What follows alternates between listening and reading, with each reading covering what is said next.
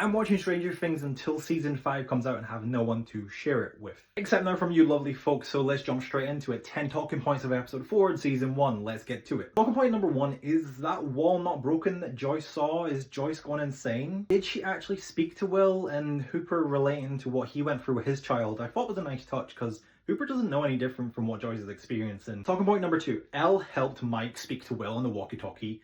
So Will isn't actually dead, so who is this child that's been washed up on shore in that quarry? It's not washed up, but who is that child in the quarry then? I felt like there was too much to unpack before the even opening credits start. Talking point number 3 is Joyce is adamant that that's not Will, even though it's kind of confirmed that it was Will that was washed up in the quarry, but Elle also spoke to Will, I believe, or we think it's Will, and Nancy has also seen the beast. Talking point number 4, what, they just send someone into the abyss, like they actually know how to control that, or they're the manufacturers of that. Either way, they just sent Shepard in there, and fair play to that man for volunteering to go in. Talking point number 5 is, why is state troopers getting involved in the coroner? I thought it was a great point by Gary that all these people show up for some random kid in a random town. It's not like some massive celebrity. Something weird is definitely going on, but we know that already because we see the other side. Stop right there. Talking point number 6, Jonathan got a picture of the creature. Talking point number 7, I thought was beautiful when they take Elle to the school to use a ham radio to talk to Will a bit better. Mike kind of gets an ego thing and tries to challenge the bully and pushes him over, but Elle stops him, freezes the bully and makes him wet his pants.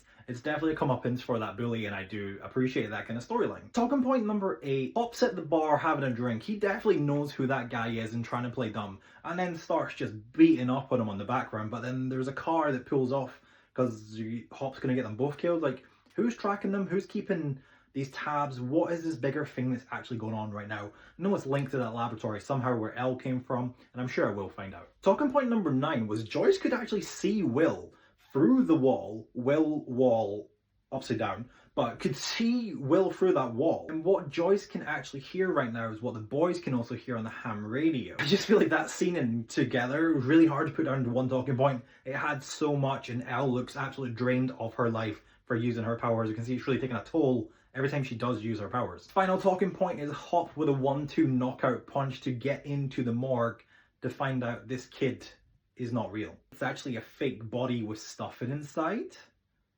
Why would someone do that? Overall, I still think we're a 7 out of 10. I know for sure that the next episodes are going to go hard. You can see this all building up. There's things coming that aren't really making sense right now that have to come to a head. The boiling point is going to reach at some point. Also, a quick note, did you know these episodes are like 50 minutes long? It honestly does not feel like that when you're watching it. You get lost in your own world, and before you know it, you've watched like 4 hours. But I have to go find out who's planting this fake body, so on to episode 5.